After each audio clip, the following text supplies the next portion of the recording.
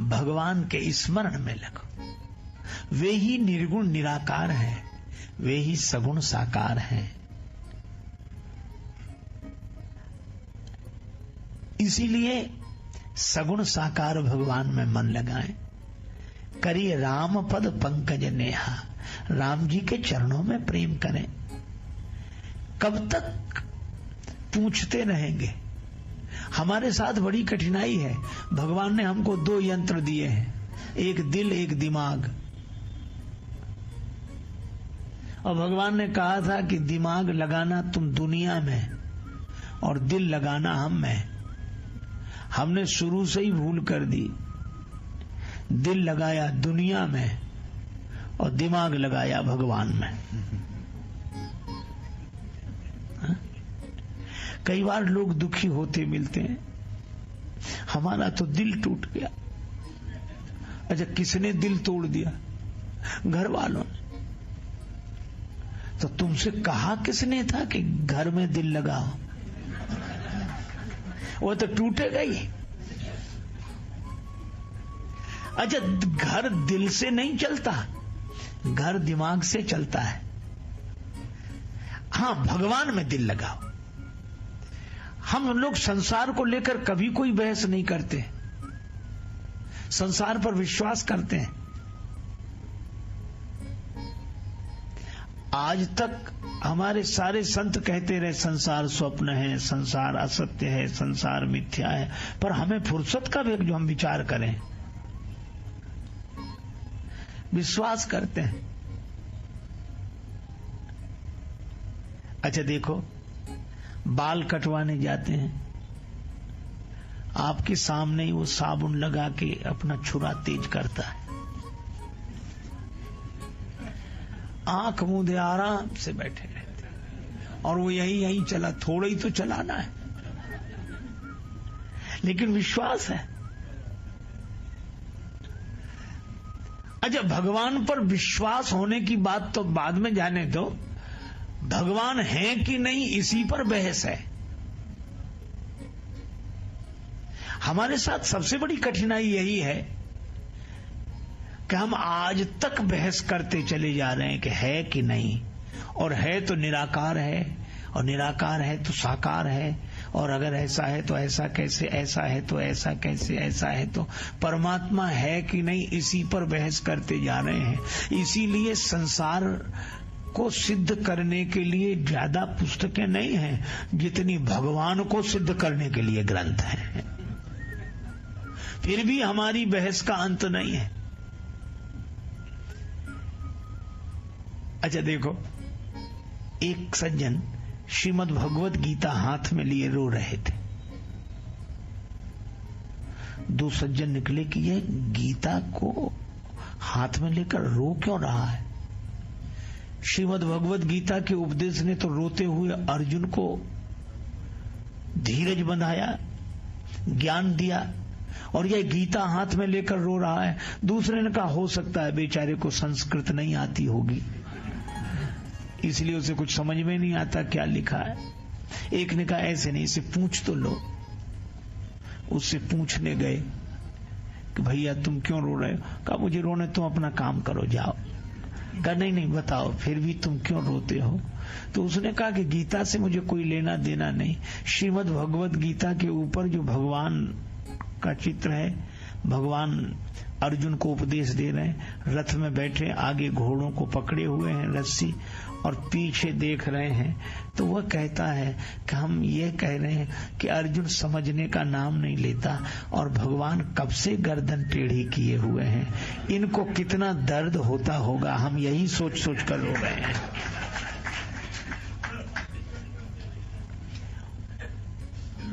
उन दोनों ने कहा कि सचमुच भैया गीता तो तुम नहीं समझी है। जिसे चलो आपको एक कहानी सुनाओ, मथुरा की बात।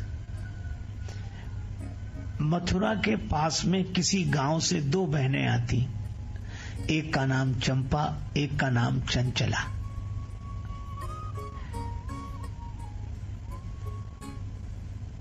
दूध बेचने आती मटकी में, और लौट कर जाती। जमुना जी किनारे दोपहर को बैठकर घर से लाई हुई बासी दाल रोटी खाती, फिर घर चली जाती। रोज का नियम था। एक दिन दोनों भोजन कर रही थी तो चंपा ने कहा, बहन चंचला। हाँ चंपा, भगवान होते हैं, और होते हैं तो कहां होते हैं। अब ये बिना पढ़ी लिखी दोनों देवियां हैं। तो चंचला बोली, हाँ भगवान तो होते हैं। कहां? संतों के पास। उन्हीं की कृपा से दर्शन होता है। तो भगवान कैसे होते हैं? वही जिनकी संत पूजा करते हैं, आरती करते हैं, प्रणाम करते हैं, अगरबत्ती लगाते हैं, हाथ जोड़ते, वही होते हैं। अच्छा, तो कभी संत कृपा करें तो भगवान का दर्शन हो। दोनों भाव विवल हो गई, आंखों में आंसू आ गए। भगवान की लीला, जमुना जी का किनारा, ब्रज क्षेत्र। एक महात्मा उधर से आए और जो संत को देखा तो चंपा बोली, आज संत तो मिल गए। चंचला बोली, तो कोई भगवान का दर्शन कराने थोड़े ही आए। चलो आज संत मिले हैं, किसी दिन भगवंत मिलेंगे। पर संत तो दोपहरी का समय वहीं आए, अपना झोली रखा, सामान सब रख दिया, गमछा लपेटा, कमंडल में जल लिया, शौच को चले गए। चंपा ने कहा कि बहन, महात्मा की झोली तो यहीं रखी है, भगवान होंगे तो झोली में ही तो होंगे। जब तक संत आए तब तक हम लोग दर्शन कर लें। अगर महात्मा आ गए तो उन्हें कोई चिंता की बात नहीं, मैं देखती रहूंगी। चंपा चली गई, उधर खड़ी हो गई ताकि संत को दूर से आते हुए देखे तो संकेत कर दे। और चंचला ने महात्मा की झोली खोली। अब महात्मा की झोली में क्या मिले? गीता, रामायण, गोपी चंदन, तुलसी माला, यही सब सारा सामान निकाल के रखती जाए। भगवान नहीं मिले। इतने में एक डिब्बा मिला और डिब्बे का जो ढक्कन खोला तो डिब्बे के भीतर रेशमी रुमाल पर भगवान बैठे। आपने भगवान की मूर्ति देखी, वो लड्डू लिए हुए। बड़ी प्रसन्न हुई, रुमाल निकाला, रुमाल नीचे बिछा दिया और भगवान को बिठाया। चंपा से कहा कि भगवान आ गए, दर्शन कर ले। वो भी लौट कर आई। अब वो भगवान को बिठाए तो डिब्बे में तो मूर्ति बन जाती थी, लेकिन बाहर कैसे ठहरे वो मूर्ति? कभी इधर गिर जाए, कभी इधर गिर जाए। चंचला बोली, भगवान अब आप डिब्बे के बाहर आ गए, अब आप हाथ पांव सीधे कर लो आराम। अब भगवान तो जैसे थे वैसे ही। अब चेष्टा की तो हाथ पांव। अच्छा प्रभु, आपको हमसे संकोच है, आप बोल नहीं रहे, कोई बात नहीं, न बोलो, हाथ पांव सीधे कर लो। पर सीधे हो नहीं। चंचला बोली, अपनी मटकी में मक्खन होगा, मक्खन लगाए तो। आंसू बहाती जाए और यही कहे, अवसर शून्य सान पाए देवी चंचल ने, झोरी सो झपट रघुराज को निकारे हैं। देख बाल रूप बिन मूल ही बिकाए ही लाए, बार बार अवधेश के दुलारे हैं। प्रभु के कर कमल पद पंकज बिलो की वक्र, द्रवित राजेश होए बचन उचारे हैं। द्रवित राजेश होए बचन उचारे हैं। डिब्बा माही राखी राखी कोमल श्री राम जू के, हाथ पांव निगुरे ने टेढ़े करी डारे हैं। ये डिब्बे से बाहर निकलने नहीं देता, भगवान के हाथ और ये चरण टेढ़े हो गए। आंसू बहाती जाए। माखन की मालिश करी जब होए भाव विभोर, तो हाथ पांव दोई कर दे सूधे अवध किशोर। भगवान भी प्रेम के बस भगवान के चरण और हाथ दोनों सीधे हो गए। अब भगवान की मूर्ति खड़ी हो गई। खड़ी हुई तो चरणों में फूल चढ़ाए, आंसू चढ़ाए, प्रणाम किया। अब भगवान आराम से। चंपा भी प्रणाम करके गई और जैसे ही गई उधर से वो संत आते हुए दिखाई दिए। तो चंपा ने कहा बहन जल्दी कर, महात्मा आ गए, जल्दी कर। तो चंचला भगवान से बोली कि प्रभु अब आप बैठ जाओ, डिब्बे में बैठ जाओ, बड़ी कृपा आप। अब भगवान की मूर्ति बैठे नहीं, अब डिब्बे में बिठाए तो ढक्कन न लगे। भगवान भी मानो कह रहे थे कि हम भी बहुत दिन में खड़े हुए हैं। अब वो कहे बैठ जाओ, वो बैठे नहीं। इतने महात्मा आ गए। अब महात्मा मौन रहते थे जब तक स्नान न कर लें, तो क्रोध तो बहुत, लेकिन बोले कैसे वो। और देखा सामान सब बिखरा पड़ा।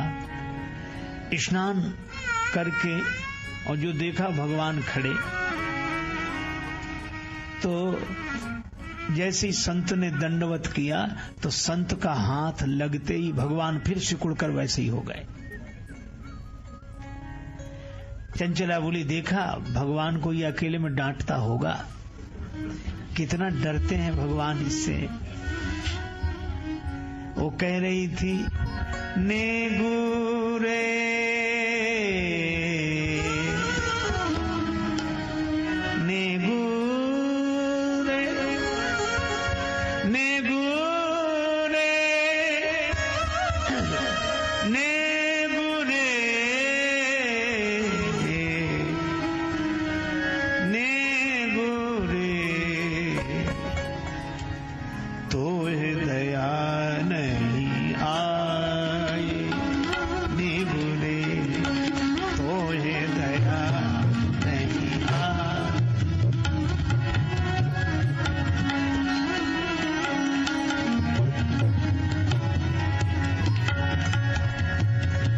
संत बन्यो घर घर में, घर घर में डूले जाने का पीर पराए, तो है दया नहीं आए।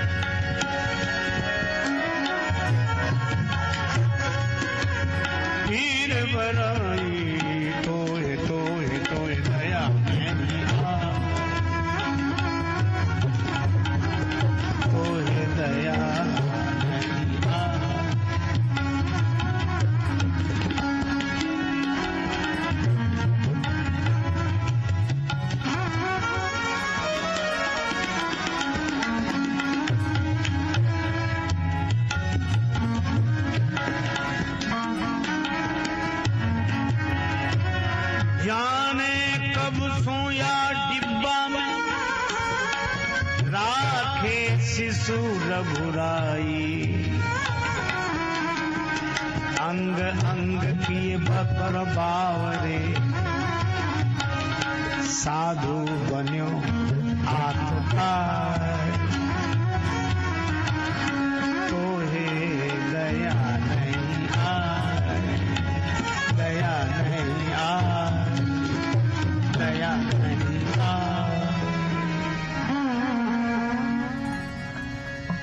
संत आंसू बहा रहे थे कि हमें भगवान का दर्शन हुआ, झोली में लेकर चल दिए, रोते जा रहे थे अकेले में। त्यागी परिवार इति दिन वेश विराग में कूदे भये, प्राण उदान बयान को कोमल कंठ में रूंधे भये, तीर्थ और मठ मंदिर में ध्यान धरे दृग मूंदे भये, और मुंह टेढ़े ही राम ललाजू रहे, अबला अनजान पे सूधे भये। हमारे लिए भगवान टेढ़े ही रहे,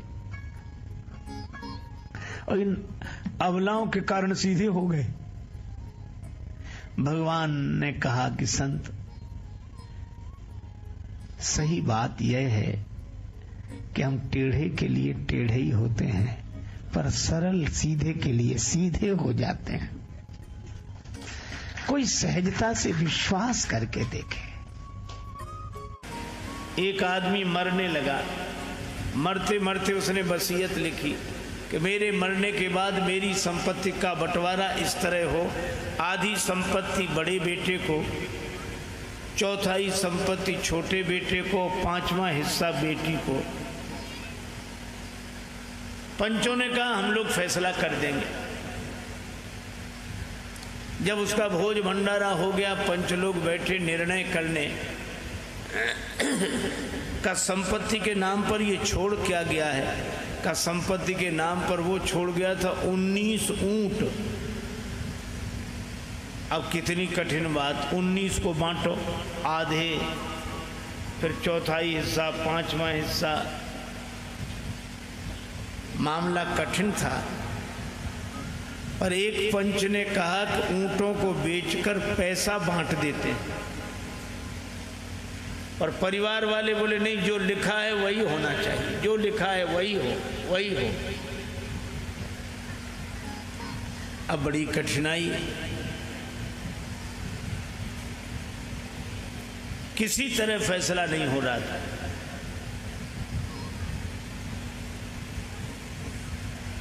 संयोग की बात, एक आदमी अपने ऊंट पर बैठा निकला और उसने देखा कि 19 ऊंट खड़े हैं। पूछा मामला क्या है। जब उसे पता लगा तो बोला मरने वाला मेरा मित्र था, आज उसकी समस्या उलझ गई तो हमारी उलझ गई, हम अपना ऊंट दान देते, इस संपत्ति में मिला लो, फिर बंटवारा कर दो। अच्छा, जब उसने अपना ऊंट दिया तो ऊंट कितने हो गए, कितने हुए, 20।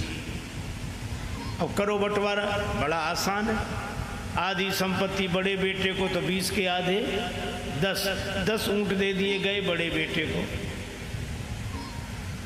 चौथाई हिस्सा छोटे बेटे को तो 20 का चौथाई हिस्सा 5 दे दे गए छोटे बेटे को, तो 10 5 15, और पांचवा हिस्सा बेटी को, तो 20 का पांचवा हिस्सा 4 बेटी को दे दिए गए।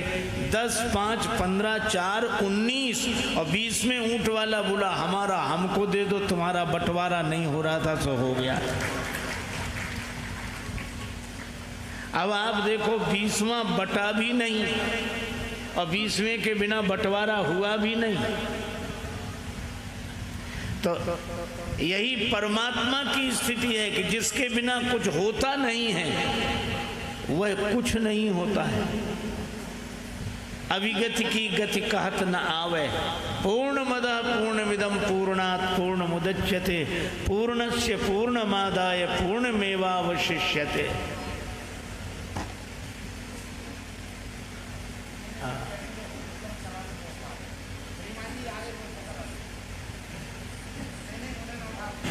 इधर आ जाओ, ये बिछा, यहाँ आ जाओ, यहाँ। वाह वाह वाह वाह वाह, विराजिए।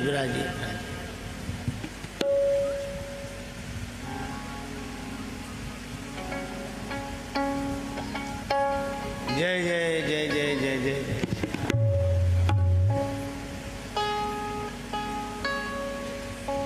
अब जरा हिसाब लगाओ, हालांकि इस हलचल में हिसाब लगाना थोड़ा कठिन होता है, लेकिन कोई बात नहीं।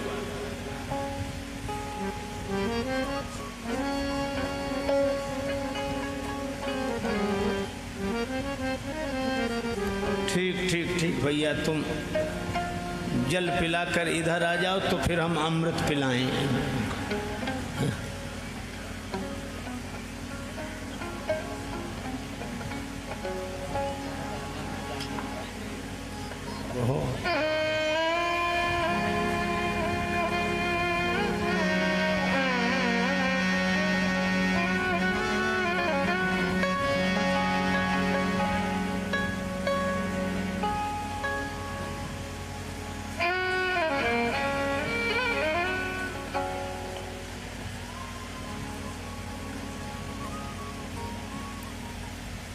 देखो भाई, 5 तत्व का शरीर, 5 ज्ञानेंद्रियां और 5 कर्मेंद्रियां, कितने हो गए? आप बताते जाओ, हमारा गणित थोड़ा कमजोर है इसलिए आपसे पूछ रहे हैं। 5 तत्व का शरीर और 5 ज्ञानेंद्रियां और 5 कर्मेंद्रियां, 3 बार 5 हुए तो कितने हो गए? 15। वाह वाह, बहुत अच्छा। और 4 अंतःकरण, मन, बुद्धि, चित्त, अहंकार, तो 15 और 4 19। पर ये 19 इकट्ठे भी हो जाएं तो भी संसार चलता नहीं है, जीवन चलता नहीं है। फिर 20वां कौन? का सब कर परम प्रकाशक जोई, राम अनादि अवधपति सोई। वे अयोध्यापति श्री राम। अगर आपको यह वीडियो पसंद आई हो तो हमारे चैनल रामायणी को सब्सक्राइब करें और इस वीडियो को लाइक करके महाराज जी के लिए अपना प्यार प्रकट करें। आप इस वीडियो को शेयर करें ताकि ये वीडियो ज्यादा से ज्यादा लोगों तक पहुंच सके, और कमेंट्स में अपने विचार और सुझाव दें जिससे हम आपके लिए ऐसे ही वीडियोस और पेश कर सके। जय श्री सीताराम जी।